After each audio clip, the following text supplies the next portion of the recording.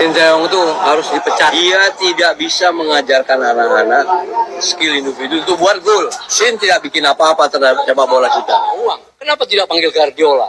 Uang. Kenapa tidak panggil Guardiola?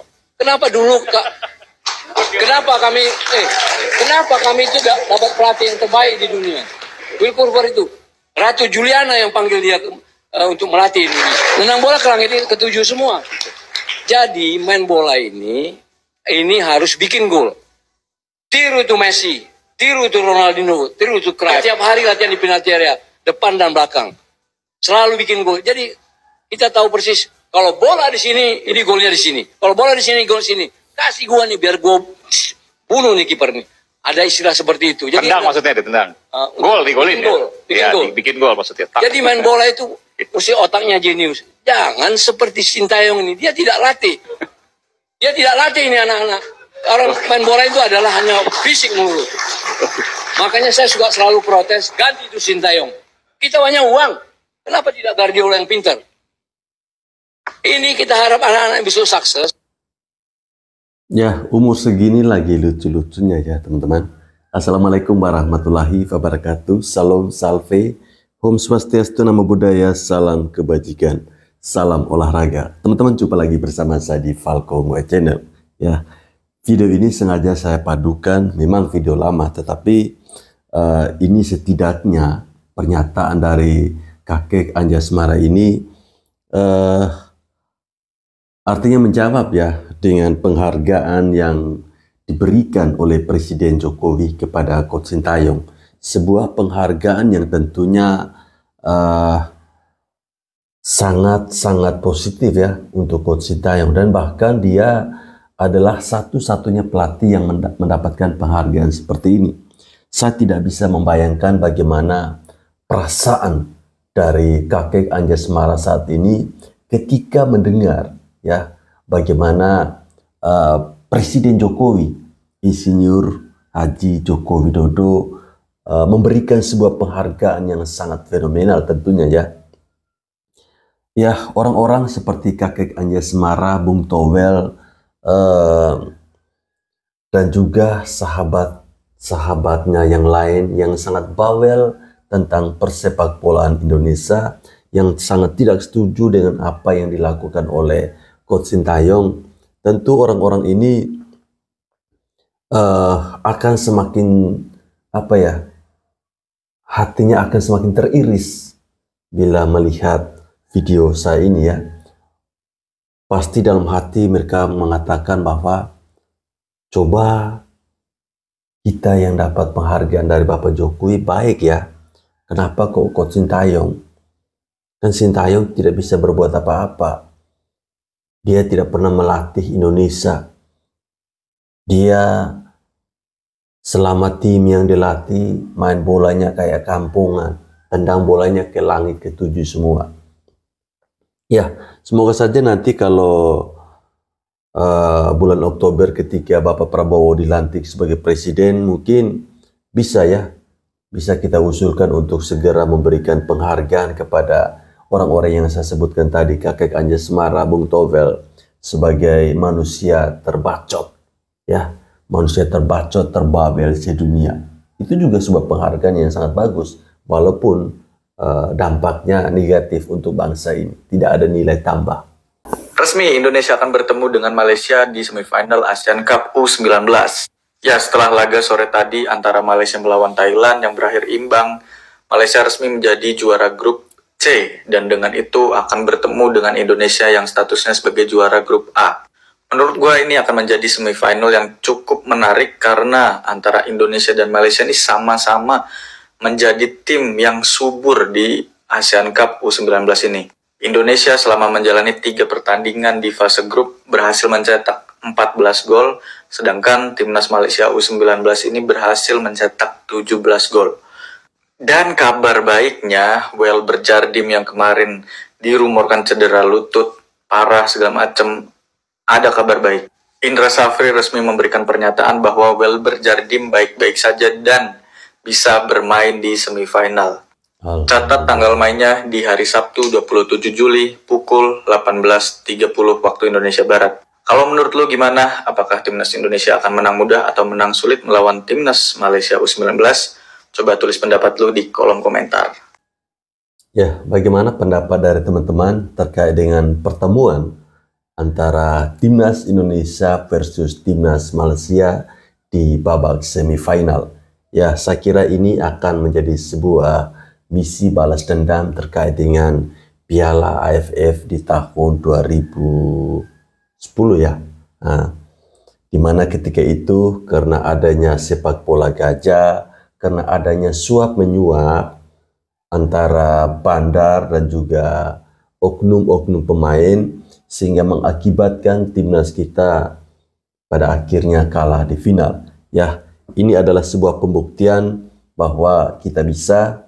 Ini adalah sebuah pembuktian bagaimana Indra Safri membuktikan kualitasnya sebagai pelatih terbaik, pelatih lokal terbaik Indonesia untuk saat ini ya.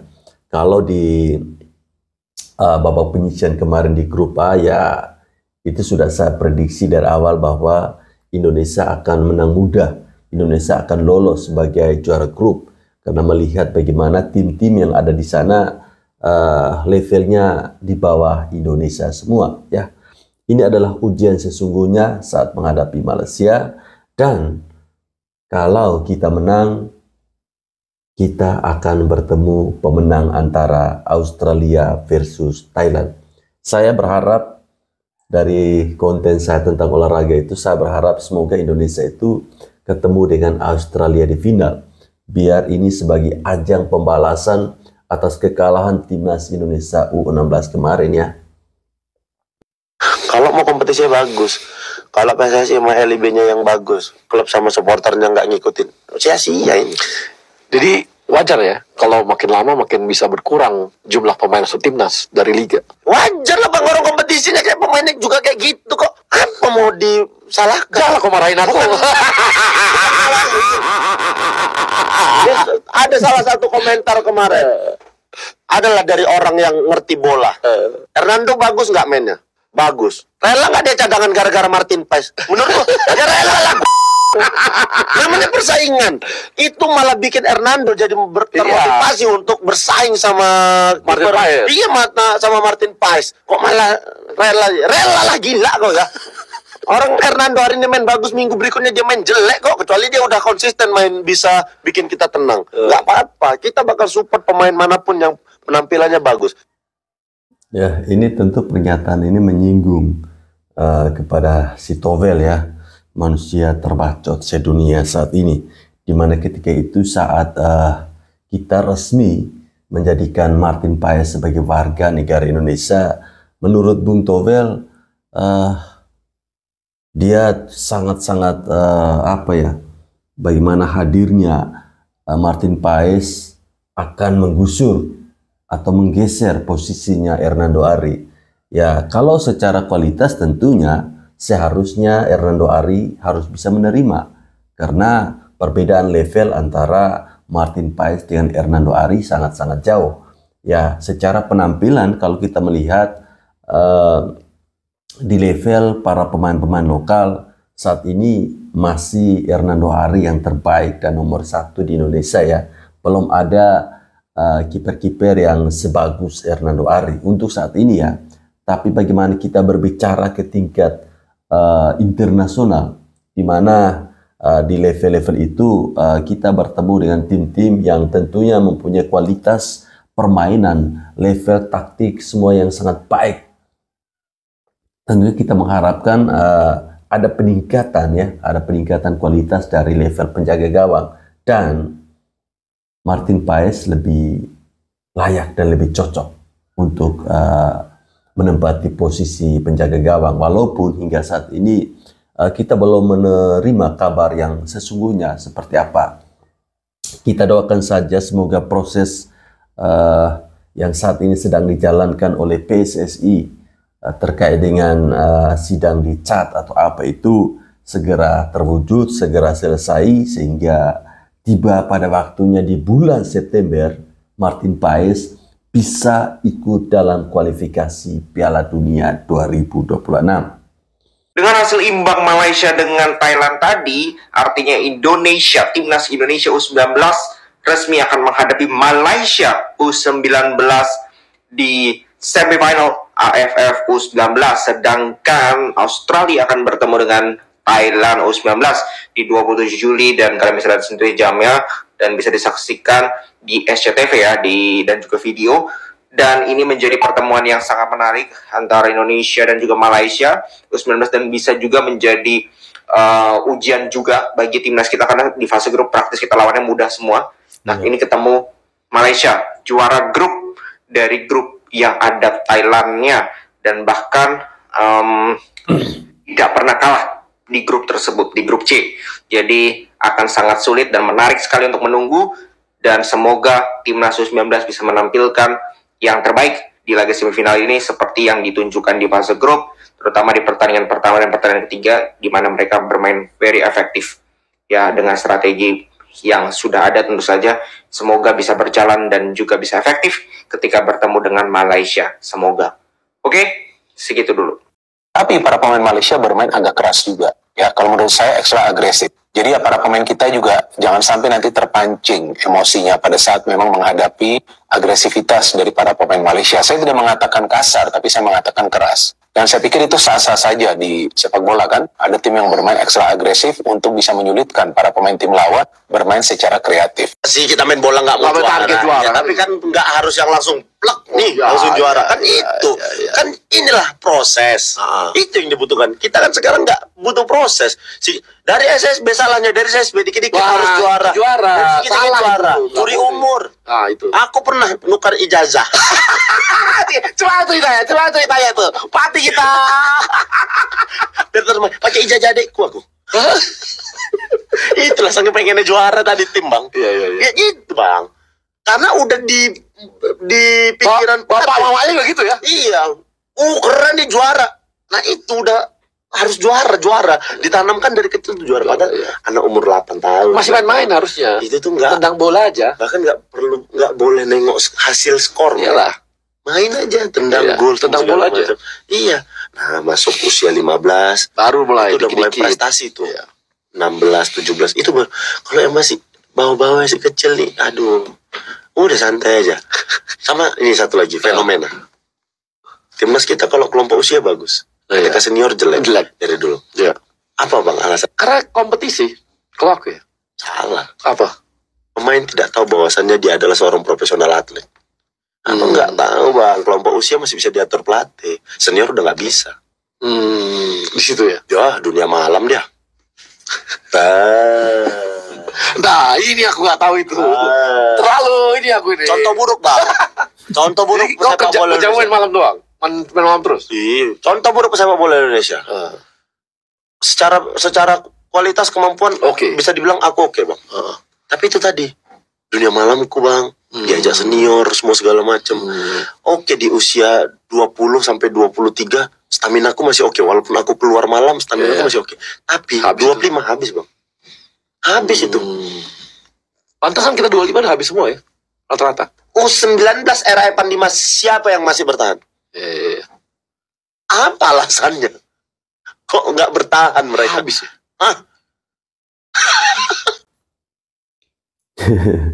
Akhirnya terjawab sudah kenapa timnas Indonesia ketika berada di level senior tidak pernah membawa sebuah prestasi. Bahkan di level-level junior ya, di level-level yang masih umur belasan, kita pernah mendengarkan sebuah cerita bahwa timnas Indonesia pernah menjuarai Danone Cup atau apa itu. Juara 3. Dan tim-tim yang dihadapi itu bukan negara-negara ece-ece. Kadang ada Brasil, Jerman, Prancis, Inggris. Namun ketika beranjak ke level senior, itu hilang semua. Ya, selama ini saya berpandangan bahwa salah satu hal yang membuat level permainan timnas kita ketika beranjak dewasa, ketika beranjak ke level senior, itu diakibatkan oleh buruknya liga yang dikelola saat itu, bahkan mungkin sampai saat ini. Ternyata dunia malam yang menghancurkan. Ternyata para pemain bola ini tidak pernah menganggap bahwa mereka adalah atlet profesional. Sebuah pernyataan dari mantan pemain ini, siapa pemain U19 zamannya Evan Dimas yang masih bertahan hingga saat ini? Tidak ada kan? Ya, lagi-lagi dunia malam menghancurkan mimpi dari para pemain-pemain kita. Semoga saja ini bisa menjadi sebuah catatan, apalagi ini didengar langsung oleh Exco PSSI, Bapak Ari Sinulinga. Ya, semoga saja dan ini bisa menjadi masukan bahwa para pemain itu harus dijaga ketat. Assalamualaikum. Waalaikumsalam. Coach Indra, sehat? Baik-baik saja. Gimana U19? Lolos Piala Dunia? Lolos Piala Dunia U20 ya? Dengan strateginya tukang parkir, kanan kiri, kanan kiri, kanan kiri, persetracker lagi, kanan kiri, kanan kiri, kanan kiri, striker lagi. Yakin lolos Piala Dunia U20? Yakin? Harus yakin, Bang. Strateginya jitu, sangat-sangat jitu. Kanan kiri, kanan kiri, kanan kiri. Striker, striker lagi. Yang penting kan Diaspora kagak berkembang. Hebat. Strateginya hebat. Strategi tukang parkir. Kanan kiri, kanan kiri, kanan kiri. Terus. Striker. Apa ini? Sintayong jadi orang pertama ya yang mendapatkan Golden Visa. Gila. Bahkan Presiden Joko Widodo yang memberikannya langsung. Buat lu pada yang nggak tahu Golden Visa ya. Golden Visa tuh kayak kartu yang ngasih kebebasan WNA ya, warga negara asing untuk bisa tinggal di Indonesia, menetap bebas kayak gitulah. Kurang lebih kayak gitu ya, gue nggak tahu banget juga. Yang jelas yang mau gue titik beratkan di sini adalah berarti negara sudah mengapresiasi ya. Karena kalau bisa kalian cari tahu ya, Golden Visa tuh diberikan itu nggak sembarang orang, biasanya ke investor ya, atau ke tokoh-tokoh dunia. Artinya Sintayong tuh sudah dianggap sebagai orang yang penting dan berpengaruh buat negara ini. Dan di sisi lain kok bisa ada segelintir orang yang dengan sadar dan keyakinan penuh itu tidak mengapresiasi Sintayong. Kok bisa?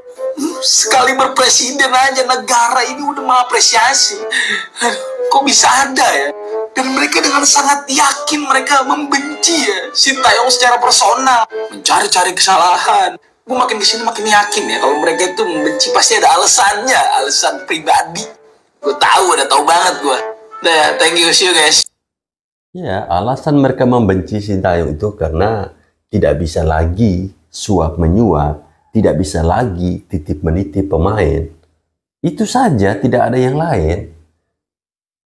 Sekarang kita lihat bagaimana Coach Indra Safri di Timnas U19.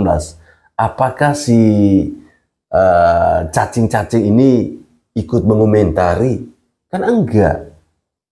Mereka hanya mengomentari Coach Sintayong. Lah sekarang Bapak Jokowi, Bapak Presiden kita, memberikan sebuah visa khusus ya, Golden Visa. Menurut informasi katanya kalau punya Golden Visa artinya bebas untuk tinggal di negara ini bagi negara asing. Bapak Presiden saja mengapresiasi kepada Coach Sintayong. Masa si Towel CS enggak? Otaknya taruh di dengkul ya si Towel CS ini.